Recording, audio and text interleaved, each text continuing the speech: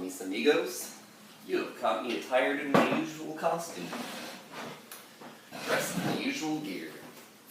Alright, parts 3 and 4 of Crossing Brooklyn Ferry. I forgot where part 2 ended up. The old Norton anthology. Okay, part 2 ended with other people enjoy the sunset, the pouring into the flood tide, the falling back to see that tide. And part 3 begins with the assertion, it avails not, time nor place, distance avails not. So to avail is to show, or to manifest yourself, or manifest itself in some way that matters, or to appear in a way that matters. So basically he's saying time, place, and distance don't matter here. And the context is assumed that it's in the way we perceive the world.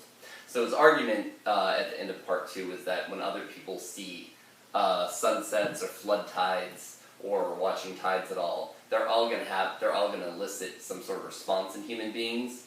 And he's saying these are universally appealing things to human beings. So it doesn't matter the time, the place, where you live, what time you live. These things are all going to draw your attention. And then in the next line he asserts, so part 3. It avails not, time nor place, distance avails not. I am with you, you men and women of a generation, or ever so many generations hence. Okay, so he's saying, I see the world the same way that you see it. You people of the future, you people in 2020, when you stand at the ferry dock on the East River, looking at Manhattan at sunset, I experienced that same thing. I know exactly how you felt, because there's something about that. We're part of something larger. That, that well-joined scheme, that we're all part of the same thing. And these things like sunsets, tides, looking at the river, all things he listed in part 2, those things all catch our attention because we're all part of the same thing. He's basically arguing we're sharing the same sort of brain. So it's possible to understand the way other people feel or the way other people think because we're all part of this well-joined scheme. I'm with you, you men and women of a generation or ever so many generations hence. Just as you feel when you looked on the river in the sky, so I felt. Okay, so there's this argument, like that same feeling that you have when you look at the river or the sky, I share that same feeling. So he's anticipating this existentialist conundrum where if we are all randomly assembled cells with brains and we all have a little bit different genetic makeup, can we ever really understand each other? Whitman saying, yes, your construction is wrong. We are all part of something larger.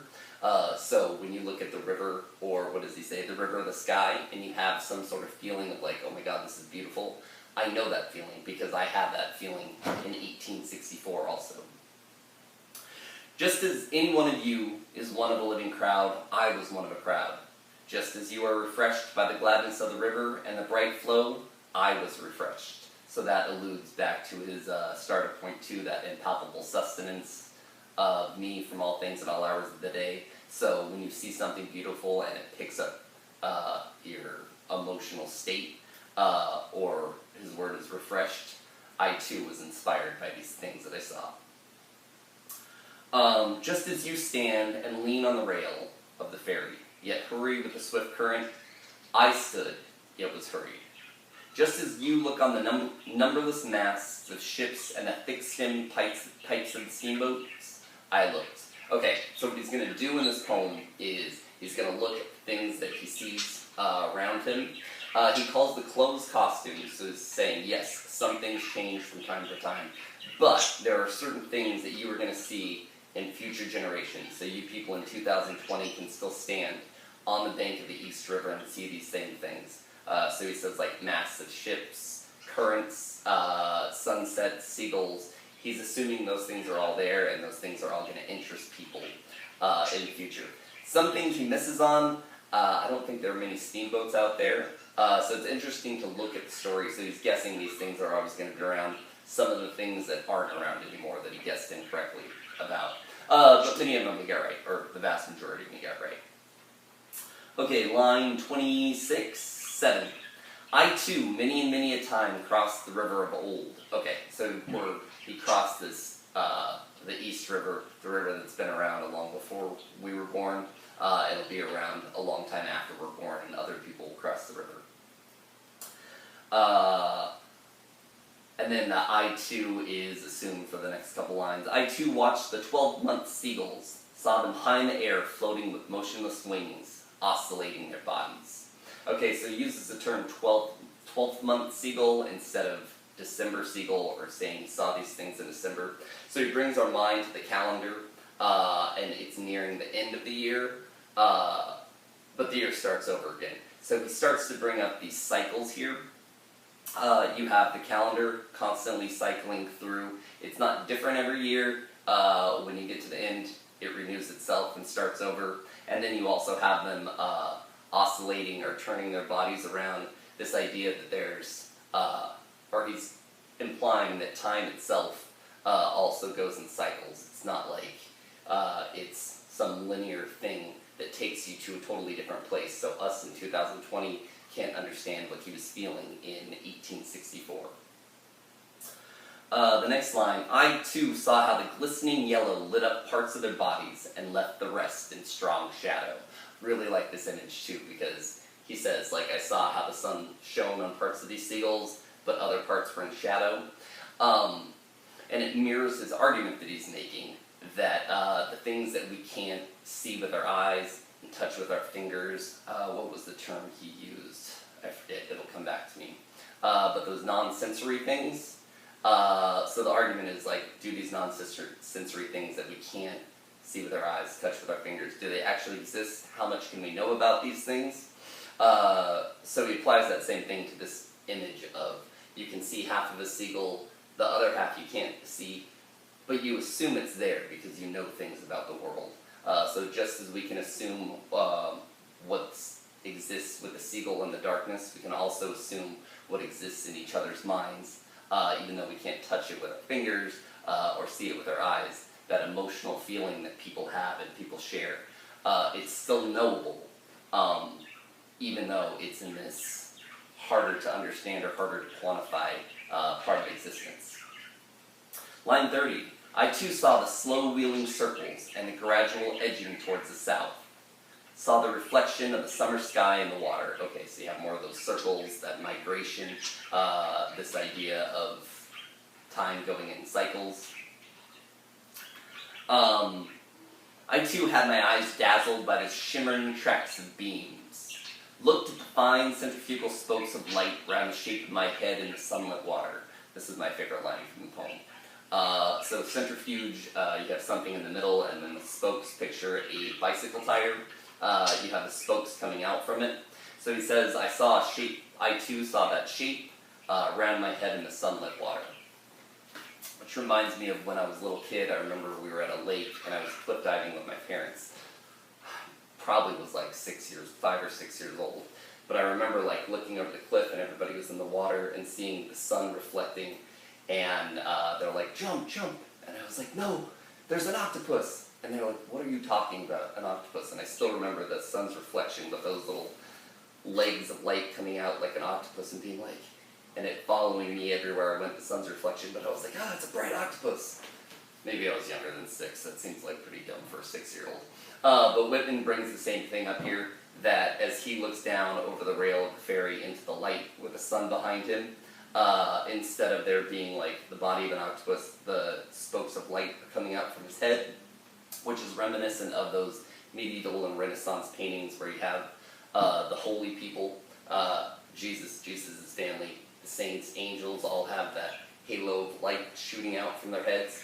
So in this is the first time that Whitman suggests that we have some divine quality. So not only are we able to understand each other, but we're part of some larger godliness, and we share our sense of beauty and our perception of the world can be shared if we look at these things like sunsets, or the things that are universally appealing to people.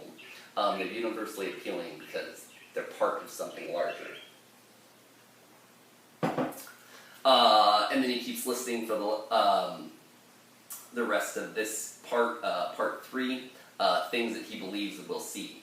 I too looked at the haze on the hills southward and southwestward, looked at the vapor as it flew in fleeces tinged with violet. Okay, so the vapor, or I'm guessing mist in the water. Looked toward the lower bay to notice the vessels arriving, and that's New York Harbor, or New York Bay. Saw their approach, saw aboard those that were near me. Saw the white sails of schooners and sloops, saw the ships at anchors, so there's a lot of ships that he's looking at here. I too saw the sailors at work in the rigging or out astride on the spars, part of the boat. Round masts, swinging motion of hulls, the slender serpentine pennants.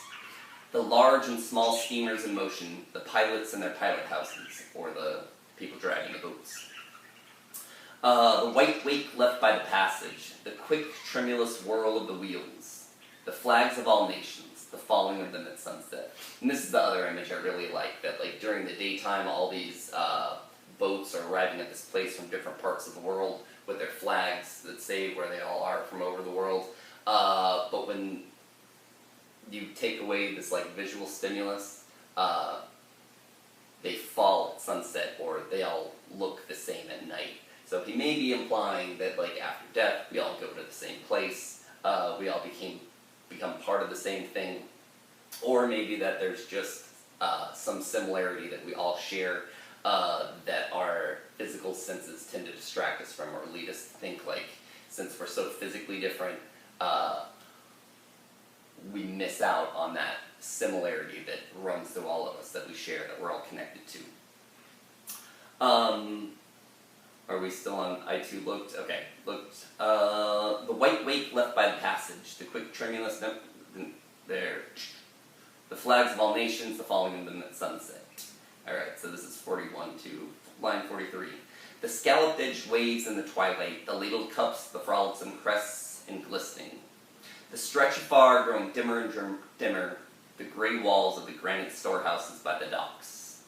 On the river, the shadowy group, the big steam tug closed flanked on each side by barges, the hayboat, the delighted lighter. Okay, so it's just naming different types of ships that are around Manhattan. On the neighboring shores, the fires from the foundry chimneys burning high and glaring into the night. So he's talking about like factory chimneys, and at night, like the tops of the chimneys have fires shooting out of them. I don't know if you can still see that in New York, or if they still have those. Hopefully they're using a little bit more green technology now. Casting their flicker of black contrasted with wild red and yellow light over the tops of houses and down into the clefts of the streets. So I guess he didn't envision like the lights of Times Square then. And then part 4 summarizes everything that he said in parts 1, 2, and 3. These and all else were the same to me as they are to you. So all the similar things that he sees that you can relate to, they all drew your attention, or they will all draw your attention if you stand on the East River. And it's all because we share part of like we're part of some larger scheme. So we can understand each other because of the similarities that we share, being all part of this larger something. I loved well those cities, loved well that stately and rapid river. The men and women I saw were all near to me. Others the same, others who looked back on me because I looked forward to them. The time will come, though I stop here today and tonight. Okay, so he basically summarizes everything he said, like, I saw all those things, they were the same to me as they were to you because we're all part of something larger. He says the men and women who were near me, they were near me emotionally and physically. And then people in the future, they are also near me. He's saying others the same, the people of the future. And then he talks directly to us. Others who looked back on me because I looked forward on them. So he's saying, because I sat here and I'm talking to you people of the future, I'm making this connection, bridging this time gap between you and me. Because I looked forward to you in the future and thought about like what is the essential parts of humans that unite us together. You are now looking forward on me. So he's trying to bridge this time gap and say like, I am still, or he says at the start of part 3, I am with you. So he's bridging this time traveling gap, saying like, though I'm dead, I've been dead for 165 years. In these ways that we perceive the world, I exist there, so I'm with you, and you're with me, and we're breaking this whole time gap. Whew, that was a lot of words, and a lot more minutes than I meant to go over. Perry? Not so interested, huh? Thank you for letting me use your room again, though, Perry. See you for parts 5 and 6 next time.